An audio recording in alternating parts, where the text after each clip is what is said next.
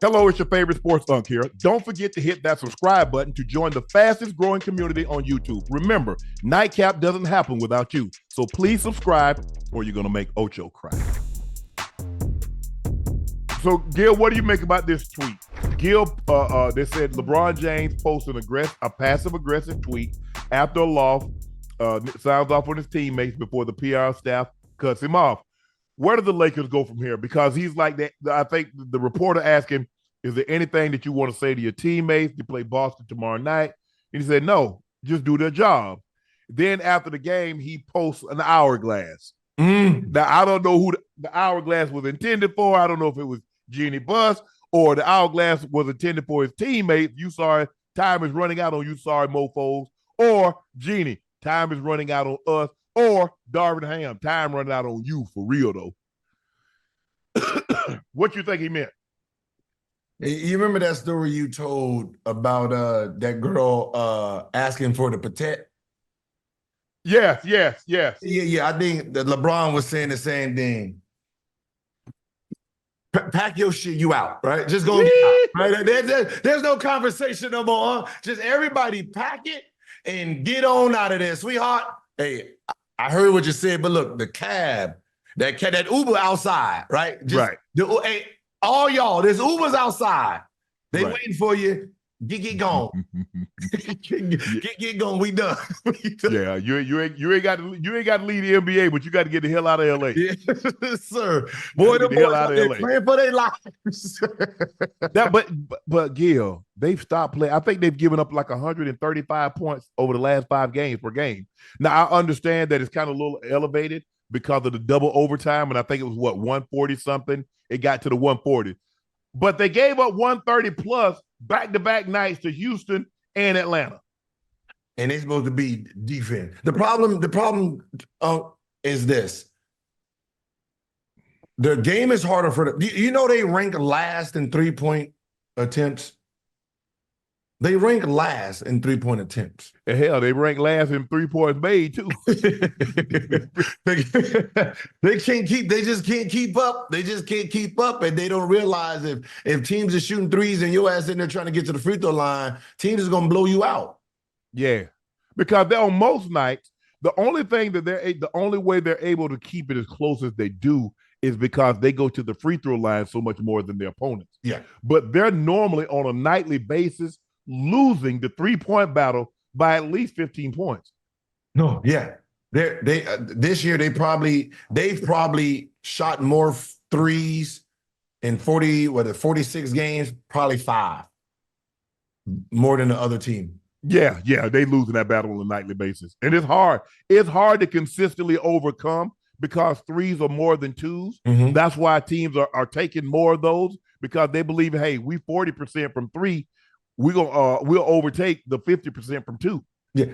So when you look at it, Gil, and that's why teams are obviously getting up more threes, but it's hard on a nightly basis when a team is outscoring you by so many points from the 3-point line to win ball games. Yeah, and the bad part about the free throw, they're winning at the free throw line with just 2 players. It's not like they're all shooting free throws, right? It's not like, it's Anthony Davis or goddamn LeBron, right? Correct. It's not like LeBron is averaging 10 a season. He's only averaging 5. Right. So it's really AD. Yeah, so most of the time they're hanging on AD's shoulders to get them to the free throw line. So that is the hard part. Everybody needs to do their part to try to generate points. I like what Vando's been doing. I'm gonna give him his credit. He's been doing very well, putting himself in positions now to get easy buckets. He's not sitting at the 3. He's slicing, cutting, diving. So, you have hope, but at the end of the day, time's up. Time's up. Hey, I don't know if y'all watching Lakers, but I'm gonna tell you what you do. This is what you do, right? There's this team, right? I think they play in they call USC, right? There's a player on that team. He has it's James on the back, right? Right. It's James on the back, right? You cheer for him like he's your son.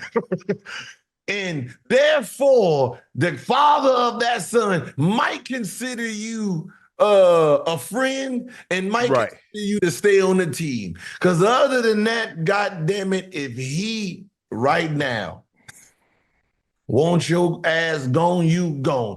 66 players has been traded when LeBron's on the team. That means he don't hold back from cutting the fat.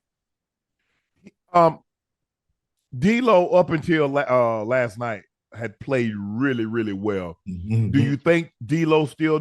Because I thought he played a stretch. He had 3 straight possessions in which he turned the ball over 2, and then got a lucky bounce on the other one because he's about to turn that over. It got deflected, went to Anthony Davis, and AD laid it up. Mm-hmm. But then after 3 horrible possessions, he comes back and he hits a 3 and he pulls up and he doesn't even think about it with no hesitation, Gil. And this is the issue with someone like D'Lo. You mentally know you've been traded, so now you don't care. Now that you don't, so you playing free. Now you don't care. You playing free because you gone, right? The D'Lo that we see today is the D'Lo that we needed from the beginning for us not even to be in this position, right? You are the third option. It's not Austin Reeves, it's not Lemon Daddy, right? It's not him. It's you. You are the all-star player. Right. You're the one who's been here before. You need to be doing what you're doing. I think because he feels he's free and he's out, he might as well just go out there and let it go. And that's what he's been doing. Right. But right now, I mean, Kobe of the Ozarks, Austin Reeves has been the third most consistent player. Yeah. Behind AD and LeBron. And that's not, I mean, that needs to be D'Lo.